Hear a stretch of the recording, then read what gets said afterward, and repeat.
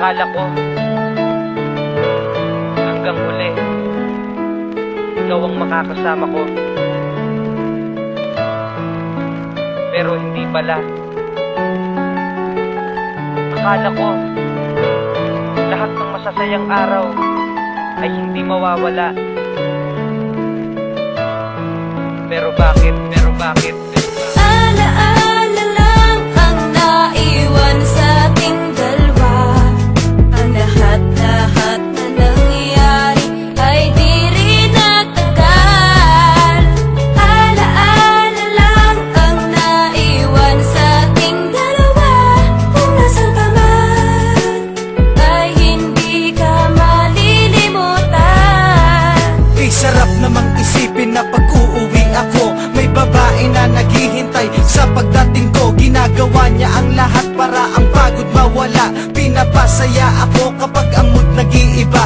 At iba talaga siya, oo, ibang-iba siya sa mga nakilala kong babae. Ewan ko nga ba, kahit di siya kagandahan at ayaw rin ng pamilya ko, hindi niya ko iniwan at hindi rin siya sumuko. Pinaglaban ng pag-ibig, pinaglaban ng pangako, pinaglaban niya lahat at tinupad at dinapako. Masasabi ko ang swerte ko dahil natagpuan ang babae na katulad mo. Kahit ninusgahan ka ng maraming tao, kesyo di raw tayo bagay, di mo nalang pinansin at hindi ka nakipag-away. Kaya't sanay kung nasaan ka man ngayon mahal, pinapangako sa puso ko di ka matatanggal.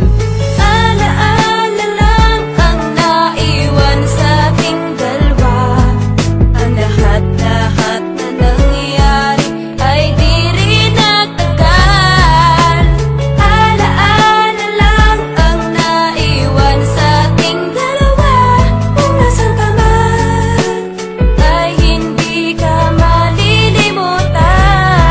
Kapag papasok sa umaga, gigising rin sa umaga, kadalasan pa nga ay ikaw pa ang nauuna para mapaghandaan ang pagpasok ko sa trabaho. Baliktad pa nga, ikaw pa ang naghahatid sa kanto. Hindi mo iniiwanan hanggat di nakakasakay, at kapag nakasakay, uuwi ka na sa bahay. Maglilinis, gagawa lamang ng kung ano-ano para malimutan ang lungkot na nadarama mo. Dahil ikaw lang mag-isa at wala man lang kasama, mas gusto mong mag-isa kundi rin ako ang kasama. Kaya mahal kita dahil dyan sa ugali mo. Napakasobra mong bait kahit minsa'y ginago ko, pero nabago ko lahat-lahat ng dahil yung sa'yo. Dahil din sa pagmamahal na pinapakita mo. Kaya't sanay kung nasaan ka man ngayon mahal, pinapangako sa puso ko di ka matatanggal.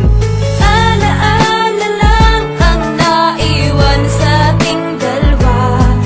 Ang lahat-lahat na nangyayari ay di rin nagtagal. Alaala lang ang naiwan sa ating dalawa. Kung nasan ka man ay hindi ka malilimutan. Alas 11 ng gabi, pauwit naglalakad. Ang bilis ng tibok ng puso ko, ako'y agad-agad nag-text sa'yo para malaman ko kung okay ka.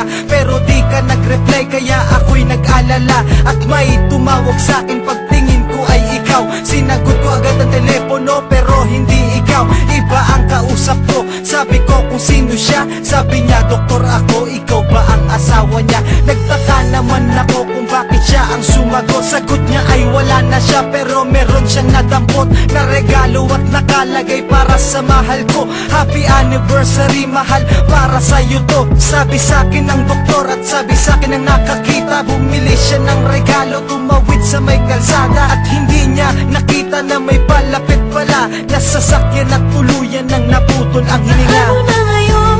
Wala ka na